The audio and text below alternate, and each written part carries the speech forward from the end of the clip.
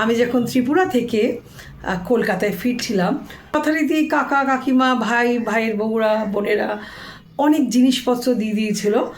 Limitation ছিল maximum 22 KG. তো আমি ভাইকে অনেকবার বললাম যে দেখো এটা 22 কেজির বেশি হয়ে গেছে। ভাই বলল না 22 কেজির বেশি হবে না। যখন আমি এয়ারপোর্টে গিয়ে বোর্ডিং পাস নেওয়ার সময় ওয়েট করছিলাম, তো দেখলাম আমার প্রায় 10 কেজি বেশি মালপত্র আছে।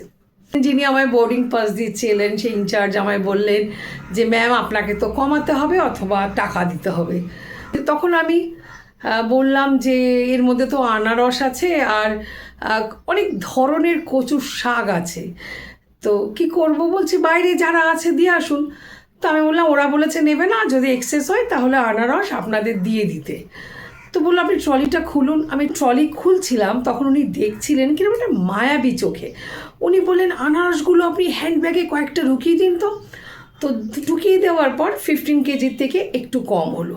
এবার হ্যান্ডব্যাগ তো ভরে যাচ্ছে, বললো হ্যান্ডব্যাগ থেকে একটু কমান।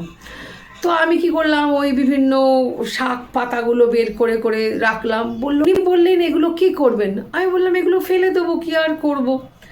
ওই ব্যাগের সাইডে দুটো পকেট মতো ছিল, বললো এর মধ্যে শাকগুলো ঢুকিয়ে দিন। উনি অদ্ভুতভাবে 10 কেজি আমাকে ম্যানেজ করে দিলেন এবং তার জন্যে উনি একটি পয়সাও কিন্তু নেননি।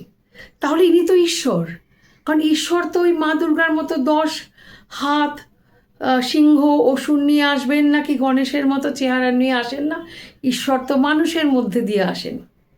তো তাকে আমি বললাম যে আপনি কিন্তু আমার কাছে ঈশ্বর রূপে এসছেন। তো উনি বললেন না এটা তো আমাদের কাজ। আমি বললাম না, সবাই তো করে না। তারপর যখন কলকাতা এয়ারপোর্টে আসলাম, আমার তো হ্যান্ড লাগেজের যা অবস্থা, প্রচণ্ড ভারী, চিন্তার বাইরে। তো আমি খুব কষ্ট করে নিয়ে আসছিলাম, পারছিলাম না। তখন পাশে আমার বয়সী এক ভদ্রলোক বারবার বলছেন ব্যাগটা দিন না, ব্যাগটা দিন না। আমি বললাম যে না আমার ব্যাগ আমিই নিয়ে যাব। কিন্তু উনি প্রায় জোর করে আমার হাত থেকে ব্যাগটা নিয়ে নামিয়ে দিলেন এবং ট্রলিতেও সব তুলে দিলেন, আমি বারবার বারণ করা সত্ত্বেও।